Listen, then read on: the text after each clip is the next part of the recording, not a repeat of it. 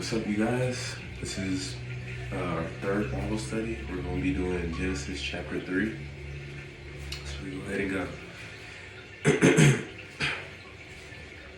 Now the temptation of the fall of man. Now the serpent was more cunning than any beast of the field which the Lord God had made. And he said to the woman, Has God indeed said, You shall not eat from every tree in the garden? And the woman said to the serpent, We may eat the fruit of the trees of the garden, but the only fruit and tree which is in the midst of the garden, God has said, You shall not eat, nor shall you touch it, lest you die. Then the serpent said to the woman, You will not surely die, for God knows that in the day you eat of it, your eyes will be opened, and you will be like God, knowing good and evil. So when the woman saw that the tree was good for food, that it was pleasant to the eyes, and the tree desirable to make one wise, she took of the fruit and ate. She also gave to her husband with her, and he ate. The eyes of both of them were open, and they knew that they were naked. And they sewed fig trees together and made themselves coverings.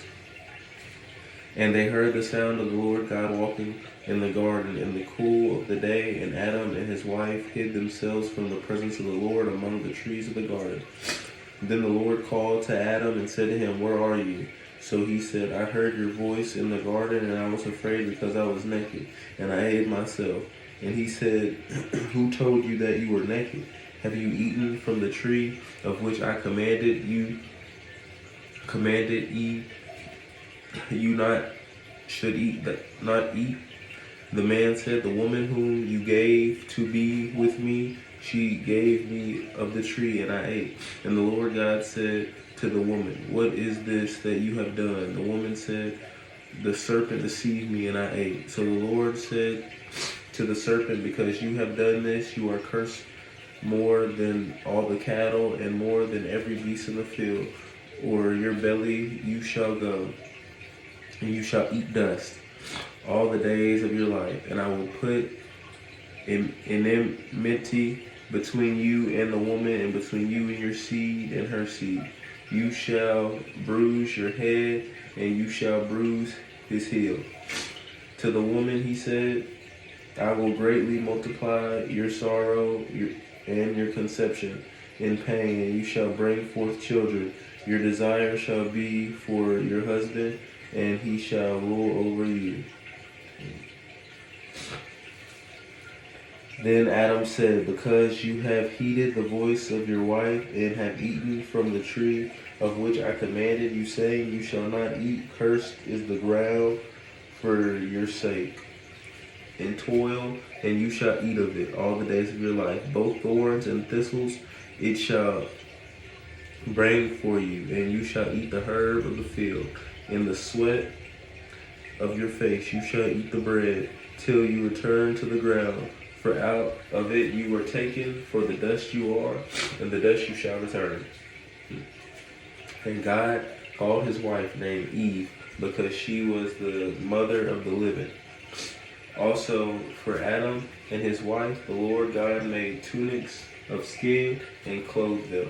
Then the Lord God said, Behold, the man has become like one of us, and to know good and evil. And now, lest he put out his hand and take also of the tree of life, and eat and live forever. Therefore the Lord God sent him out of the Garden of Eden to the ground from which he was taken. So he drove out the man, and he placed cherubim at the east of the Garden of Eden, and the flaming sword which turned every day to guard the way of the tree of life. Alright guys, that's chapter 3. As you're seeing, the devil did deceive Eve and had her eat from the tree, in which she brought the tree to Adam, and he deceived, and that's what created the great separation between us and the Lord. It made us know good and evil, which we were never supposed to know evil. Honestly, that's the worst choice they could have made. And it messed everything up. It makes sense why we're weak clothed. We're the only real creature that's alive. I don't know if you guys noticed, but that clothe themselves. Nobody else is really clothing themselves. They don't see their nakedness.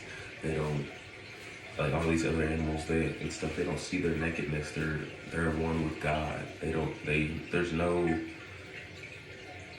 separation with them and God.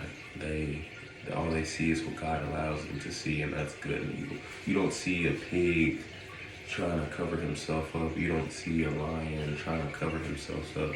There's no like perversion there with that type of stuff. They are who God created them to be, and they embrace it, and they never try to separate themselves. You see how it's also made it to where we will surely die when they made that choice. We were never supposed to die. We were always supposed to live forever. But now, here we're supposed to live on earth, and we're gonna live forever, and everything was gonna be great the way it was. But you see how it makes it to where you have to eventually die. You have to go back to the ground. You have to separate from this body.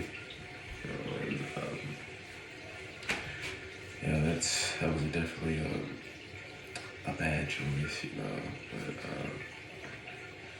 it's definitely how it happened, and the devil's so deceiving. And I know we'll go into different chapters and stuff where you'll see he's very deceiving, and he doesn't care. He doesn't care. He cursed the snake by using the snake. He doesn't care who he hurts or whatever. He just wants stuff his way in an evil way, and he definitely. And my thing is, I feel like he knew he could get the easiest way to get both of them was to be with the woman. We'll go to the woman first. A man will follow his heart for sure. He'll definitely listen to his woman, and that's exactly what he did. The devil's not stupid. He knew this. If he got Eve to eat from it, she could convince Adam to eat from it. Women have a lot of power for sure.